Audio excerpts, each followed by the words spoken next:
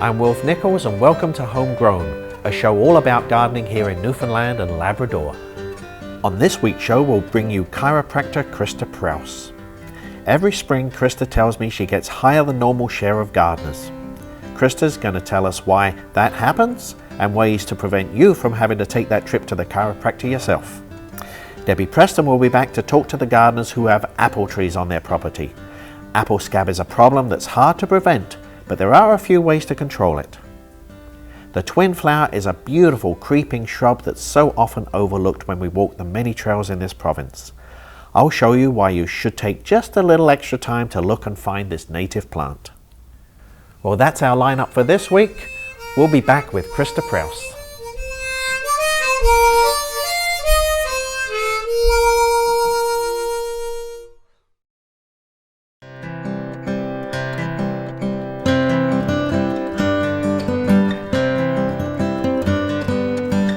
Welcome back. Just doing a little bit of weeding here. Now, when I tell people about gardening, I usually say, well, it's really good for you. There's all that fresh air, there's all the physical exercise. It really is worth doing, but every once in a while, you do that when you get up. And back problems can be a bit of a problem for gardeners. And joining us today is Krista Prouse. Hi, nice to see you. Nice to see you. And Dr. Krista Prouse is a chiropractor, and you have an office right here in St. John's. Yes, right, and practice at East End Chiropractic Clinic, which is on Torbay Road. Okay. And how long you been a chiropractor? Nearly 8 years now. 8 years, boy. So I keep thinking that gardening's great for the body, but there are a few problems. Yes, it definitely is great for you. It's a physical activity and you're outdoors, like you said. Right. However, there are a lot of things you can do wrong. And the good side of that is there's many ways I can give advice on how to do things correctly. Posture is probably the most important thing. Posture. So how was my posture when I was doing this? It wasn't too great. What? For you never want to bend over when you're working in the garden, because that puts a lot of strain on your lower So back. I was doing this, which is not good. That is not good. The best thing to do to maintain your posture and your back straight is to get some kind of pad to kneel on. Because I tell you, when I get down on my knees, that hurts. Yes, that can hurt your knees as well. So nice little pad like this Well, that's... to lay on the ground. Well, that looks like it was homemade. I think that one was. Wow.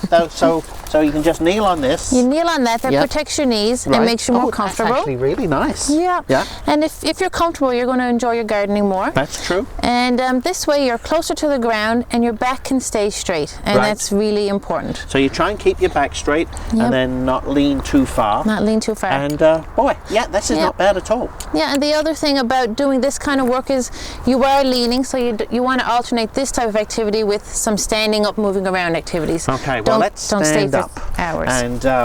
And yeah, there's all sorts of tools. I like this. There's all sorts of tools. One very, very important tool, of course, is a spade. And I tell you, a lot of people have these little spades, and I can see why they like them, but I personally find I'm bending too much when I'm working with this spade because it's too short. Yeah, it's nice to have something a bit longer, maybe even to chest height, and that way you don't have to bend as much with your back again. You can bend your knees, keep your back straight, and let the tool do some more of the work for you. Okay, well, I'll show you my favorite spade. Although I like a long-handled spade like this because I can get in there and then I can sort of stand back and then lever up. Exactly, and that's what you should do. You lean in with one foot, and when you take up the soil, then you shift your weight back to your other foot before you lift. That way, again, your back stays straight. And then lifting, I suppose, obviously you want to give yourself a good amount of leverage. Hands apart, and then what do we do? And then you bend your knees, keep your back straight, and lift as close to the body as you can. That way you don't lean. So knees, and then back straight, and then you're up. Perfect. And then when you come up, again, you want to think of your feet next. You want to pivot your feet so that if you're putting the soil, say, in that wheelbarrow, you don't twist and wrench your back, as a lot of people do, and that's a common way to hurt yourself. Yes. I do that. I twist. So you really sort of stand there and then you go around and then come back. Yes, that's great advice. So I suppose there's another tool that we should talk about, the wheelbarrow. Yes. So, well, nice wheelbarrow. We use this a lot. Yeah, and wheelbarrow is a great way to not to limit your amount of work and walking back and forth. Right. However, many things again to look for. I prefer the lighter weight plastic wheelbarrows that you can find now. Sure. And in addition to that, instead of one wheel, just show us how you would move that wheelbarrow. Yeah, well, it's wobbling. It's a little wobbly. Yeah, because I've got a lot of soil in here. That's right, and you may have to wrench your back and lean to the side and therefore injure yourself. If you purchase a wheelbarrow with two wheels, it's a lot more stable. Right. And then as you're walking with it, you can bend your knees and just walk straight and not be twisting from side to side. Because there's so many lumps and bumps gardening here in Newfoundland. So that's good advice. Absolutely. Well, what else we got here? A rake. Now there's, come fall, we're doing a lot of raking in our garden, and I like these rakes. What can you tell us about something like this? About a rake, again, a long handle is important. It reduces the amount of bending in your back. Right. And the other thing is I would alternate raking with other sorts of activities. Don't rake for hours on end. Rake for maybe 20 minutes, take a break, and then do some lifting or moving things in the wheelbarrow. And as well, when you're raking, you want to alternate sides. Most people with back pain or shoulder pain, it's one side or the other. And I'm which way do you rake? left-handed. I always do it this way. That's right. And it feels totally foreign if I do this. It's only a matter of getting used to that activity. Right. So if you're normally raking this way, you will overuse the left side. You may end up with a sore left shoulder or neck, and that can even lead to headaches. You don't want that. So again, alternate sides and occasionally try to use the right side. You may be a bit slower on that side because you're not so used to it, but it's your body will be glad. But you don't have to do it 50-50. You don't have to go 50-50. Just give yourself a little break every A little now and break. So a few breaks now and then, and a few change of sides is good advice indeed. Well, okay, lots of work in the garden, but let's face it, gardening here in Newfoundland is usually a late spring, summer, and early fall type of activity. Come winter time, and winters go on for a while, there's another activity, and I've got our favorite tool for winter time, and that's this guy. So, what can you tell us about this? Well, shoveling, a lot of the same rules apply. Yeah. Again, you want to shovel maybe 15 minutes at a time and then take a break. This kind of shovel, it's great in the fact that it's plastic, lightweight, and there's a long handle, so there'll be less bending. But with this kind, this is meant for pushing, so you don't want to do what a lot of people do, and that is use this to shovel and lift and throw snow. I'm one of those. It's too large, you'll be lifting too much snow, and it's too awkward. So with this kind, you want to simply bend your knees and push the snow. If you had another lightweight, smaller shovel, then you could actually lift. Yep. And again, the biggest thing to keep in mind is do not twist. So when you're lifting the snow, bend your knees, your stomach tight, and then drop the snow. Don't throw it over the side. Okay. Well, I suppose there's a few things before we get out in the garden that we can do some preparation for gardening. So as soon as we get back after the break, Krista's going to show us just a few exercises you might want to do.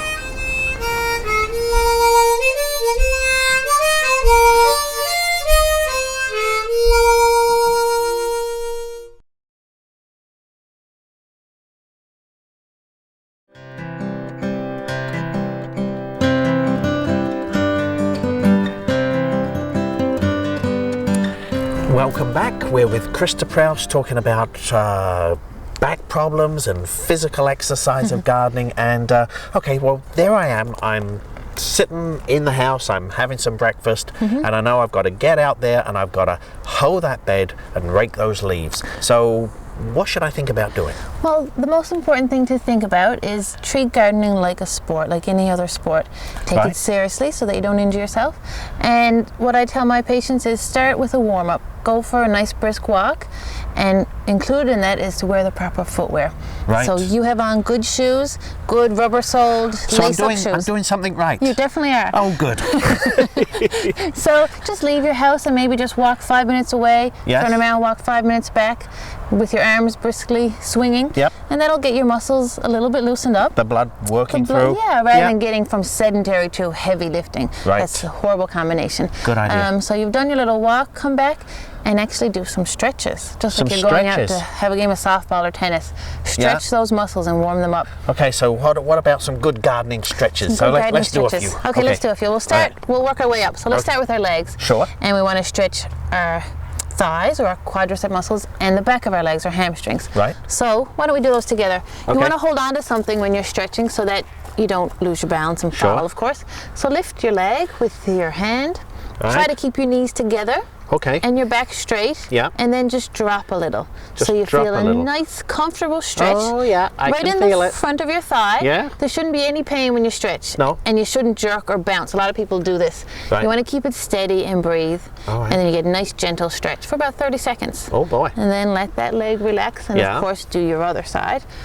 And then we can move on to the hamstring. Yeah. And for that one, you just put your foot out in front of you. These are very simple They're exercises. simple exercises, and those are the ones that people are most compliant with. Okay. So you keep your back straight and you lean forward. Right. And now this should only be felt behind your knee and the Yep. back of your leg. I can feel and that. Again, a nice gentle stretch, keeping your back straight. Yep. People most commonly do this one wrong. They round their back and come right down. Oh, no. And then Okay. they're not even stretching their thigh. Right. So, I can feel a bit of a stretch behind there. yeah. Okay. And Good. then we'll move up and do, say, the sides of our back. Yeah. Because again, there might be some motion and turning when Right. you're gardening. So to do that one, just stand comfortably, feet Yeah. shoulder width apart, and lean to the left. And hold that and feel a nice stretch on your right. Yeah. And then come up and lean to the right and feel a nice stretch on your left. And you hold that for about 30 Hold seconds? that for about 30 seconds as well. Sure. And again, it should never hurt. Right. Stretching sometimes does hurt, and that's a sign you have a back problem, and therefore you shouldn't do it. Okay. And then we want to stretch our shoulders. There's Sure. a lot of digging and moving things around. So to stretch out our back, let's put our arms in front of us, Right. kind of lean forward and turn to the right. Turn to the And right. get I that always shoulder forget that. blade Okay. nice and fanned Yes, out and stretch okay. those muscles. And then come back to the middle, lean to the left, and Yeah. pull your right arm out. So again, you're getting right through that shoulder blade area of your right mid-back. Excellent. Okay, and then you come back, and for the next one, you can actually demonstrate if you want with this rake here. Okay. Or the, All right, or the well, hoe. fine. Either or. And this is similar to, you might have seen this kind of stretch before in other sports. You hold it and you want to stretch the front of your shoulders. I'm beginning to feel like I'm on the golf course. There you go. It Yeah. is very similar for a golf stretch. So Okay. you lift up and Yeah. you let the thing you're holding come back, and you feel a nice stretch in the Yes, front I of your sure do. chest here. Wonderful. And again, a lot of gardening, you're leaning forward and you tighten these muscles. So this way you're opening up and trying to keep those nice and relaxed, Great. because they So will be that's getting a about good it? workout. Anything else? Those are the main ones. Maybe for wrists, some people might get some wrist problems or elbow. Oh, for sure. Yeah, so hold your hand out straight, put your fingers up, and just gently pull back. Hold them back. And that relaxes these muscles here because you're Yeah. doing so much work like this. Sure, yeah. And then turn the other way and stretch this way. Again, Wow. it just keeps every muscle limbered up and ready to do the strenuous So activity. this whole thing would only take about 5 minutes. Yes, it is. It's quite simple. And, Really? and once you get used to it, it just becomes routine. Yeah, And yeah. it might seem like a lot at first, but it can become quite routine. Great. Okay. Well, lots of good advice, and I suppose one last little bit is gardening often goes on in the summertime, often in hot weather, and often in sunny weather. So we should think about a little bit of sunblock. Certainly sunblock, maybe even a hat and sunglasses. Sure. And going along with that hot weather, you want to keep hydrated. So drink plenty of fluids, mostly water. Try to limit the caffeine intake. That'd be soft drinks, coffee or tea. Yep. And you'll have a much more enjoyable gardening. Krista, this has been such a delight meeting you, and thank you for all the advice you've given us. My pleasure. Well, Nice meeting you. I hope that you'll take some of this advice, and I would say take all the advice, and then you'll have a healthier time in the garden, you'll get more work done, and you won't be, oh, I'm not going to give up this gardening business. No, keep at it, keep exercising, and we'll be right back.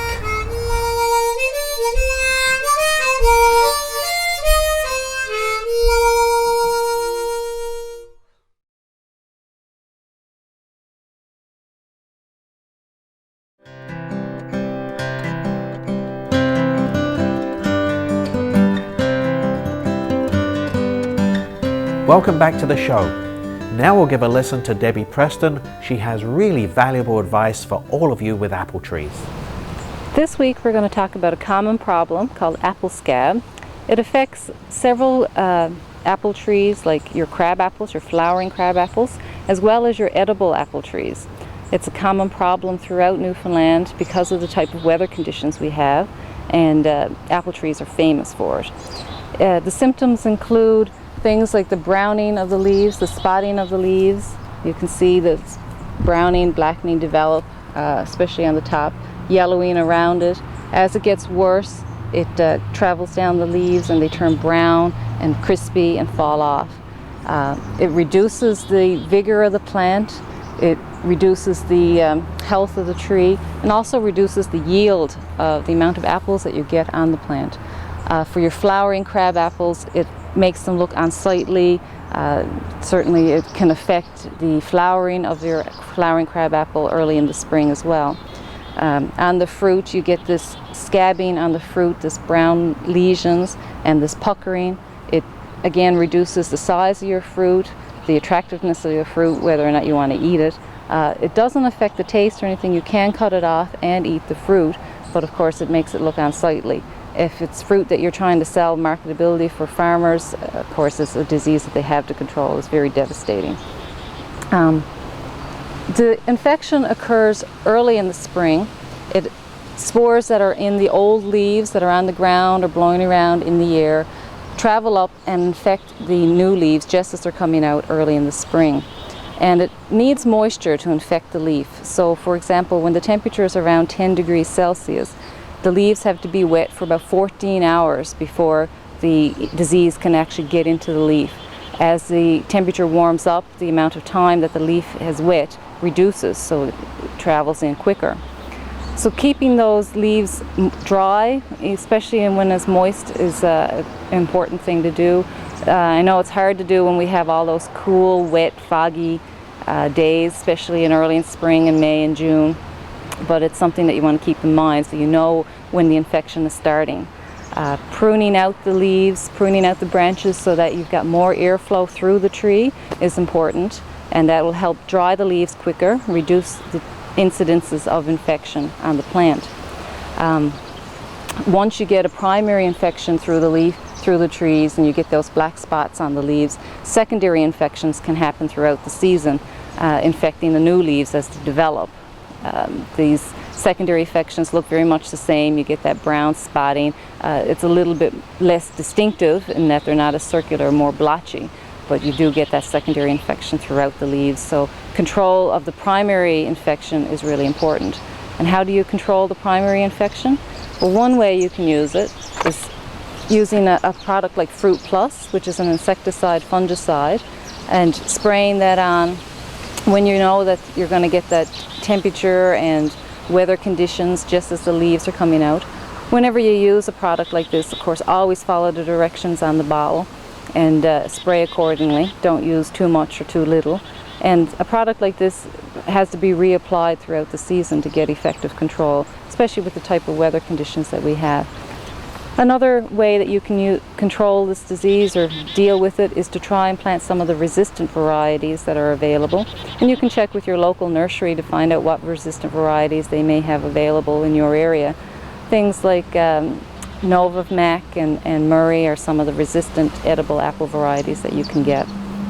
So there are some different ways of controlling this disease. A common problem throughout Newfoundland is apple scab. Again, cleaning up the leaf litter so that you don't get that primary infection in the spring is reduced.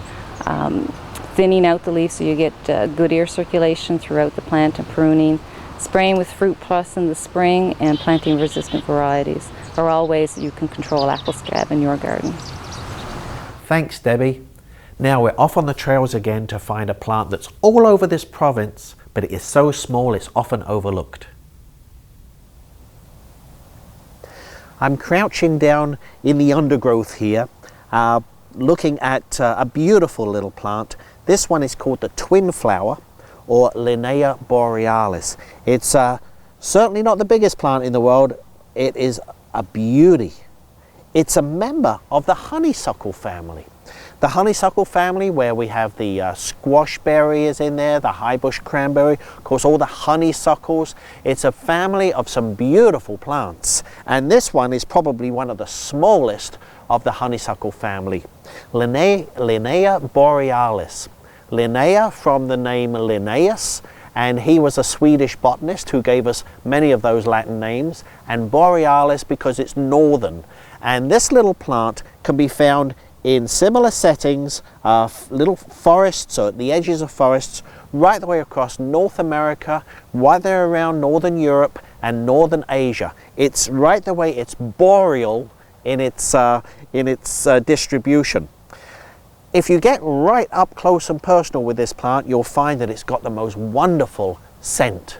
But you have to get right on your belly to smell that, and I'm not going to get down there on a wet day like today. So have a look out for twin flower and enjoy it. It's just a beautiful little vining plant that runs over the forest floor and puts up little pairs of pink flowers in the midsummer. Well, that's our show for this week. I do hope you enjoyed it. Next week, we're going to take our first of 2 trips to Labrador. On the first show, we'll be talking to Alan and Marg Snellgrove about unique problems of growing anything in Labrador. Well, despite the problems, Labrador gardeners are able to grow incredibly large vegetables that any gardener would be proud to show off. Debbie Preston will be back to talk about mottling or leaf spot. She'll show us how to diagnose and deal with the problem. I'll continue hiking around the botanical garden, and I'll show you a plant that can be found anywhere in Newfoundland, yet it still offers almost mystical presence in the woods. Well, there's another homegrown finished. We'll see you next week.